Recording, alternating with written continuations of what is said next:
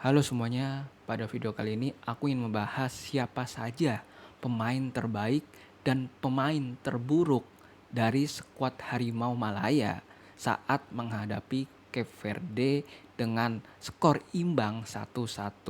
Tentunya pertandingan banyak menyaksikan hal-hal yang positif dan juga hal-hal yang negatif. Dan di sini juga aku akan memberi catatan-catatan penting terkait salah satu pemain yang aku sebutkan nanti, terutama soal performa mereka. Tentu saja di sini aku akan membahas secara lengkap pada video kali ini. Yang pertama, aku ingin membahas yaitu pemain terburuk. Dimana kalau kita memulai pemain terburuk, di sini aku ingin memberikan rating atau ranking dari pemain terburuk dari nomor satu, yaitu Arif Aiman. Kenapa aku ingin memberikan ranking nomor satu kepada Arif Aiman? Karena kita tahu bahwa Arif Aiman ini yaitu pemain yang berasal dari JDT, bermain starter setiap kali dia bermain, dan juga dia mempunyai pengalaman yang sangat banyak di Malaysia maupun di level internasional. Dan tentunya harapannya ketika Harimau Malaya ini memakai Arif Aiman, tentunya bisa menambah kekuatan di lini depan dari skuad Harimau Malaya. Tapi di pertandingan saat melawan KVD ini, Arif Aiman banyak sekali bermain secara individu, tidak mementingkan tim, di mana dia salah banget mengambil keputusan yang seharusnya dia bisa bermain untuk bermain sebagai tim seperti layaknya dia bermain di JDT. Dia bermain secara individu dengan syutingnya yang keras dan juga syutingnya yang tidak terarah, sehingga merugikan skuad dari Harimau Malaya pada pertandingan melawan Cape Verde. Kemudian yang kedua tentunya yaitu aku akan menempatkan Faisal Halim. Tentunya di sini ada dua penyerang di lini depan, yaitu yang sebelumnya aku sebutin yaitu Arif Aiman, sekarang ada Faisal Halim. Kenapa aku ingin membahas pemain ini? Karena kalau kita lihat juga dia tidak maksimal, di mana dia terlihat panik ketika memegang bola atau menguasai bola, padahal tentunya sebagai seorang winger ketenangan tentunya sangat diperlukan.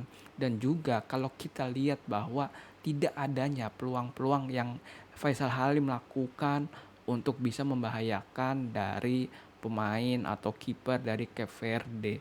Dan juga tentunya ya dengan hasil Faisal Halim bermain ini juga kita tahu bahwa Faisal Halim baru saja balik dari suatu kejadian yang menurut kita kurang layak lah.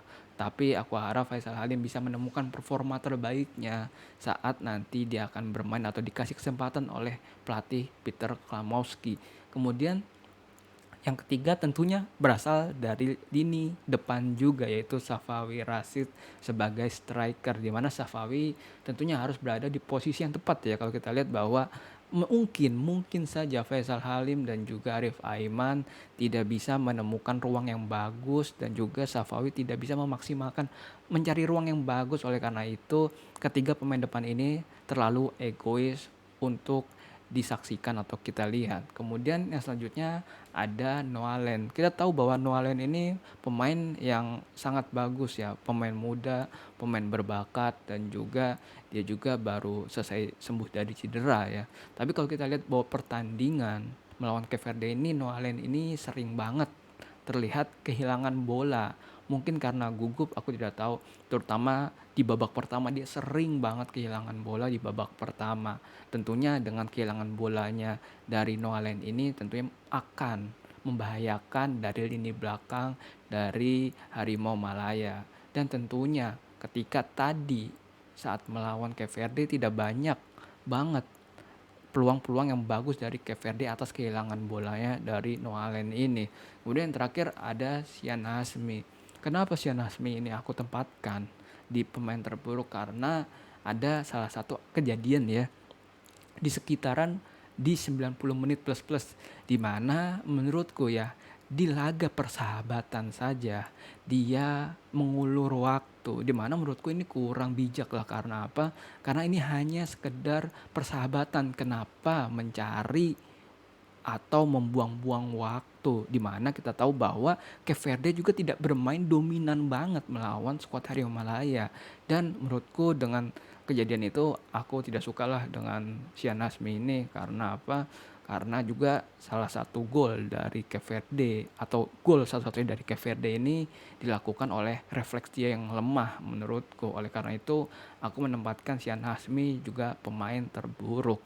Kemudian setelah pemain terburuk, di sini aku akan membahas pemain terbaik dari skuad Harimau Malaya melawan Cape Verde. Tentunya dari pemain terbaik ini aku menempatkan pemain yaitu Gabriel Palmeiro, yaitu pemain warisan dari skuad Harimau Malaya. Tentunya dia masih sangat muda, dan menurutku sejauh ini pemain muda yang punya potensi yang bisa untuk mengangkat atau meningkatkan kualitas dari skuad Harimau Malaya yaitu Gabriel Palmeiro. Pemain ini tentunya sangat impresif ya di babak pertama maupun babak kedua. Shootingnya dia juga hampir banget mencetak gol dari syuting yang dia lesatkan. Kemudian juga dia aktif membantu dari sisi penyerangan dan juga rajin turun ke belakang untuk membantu pertahanan.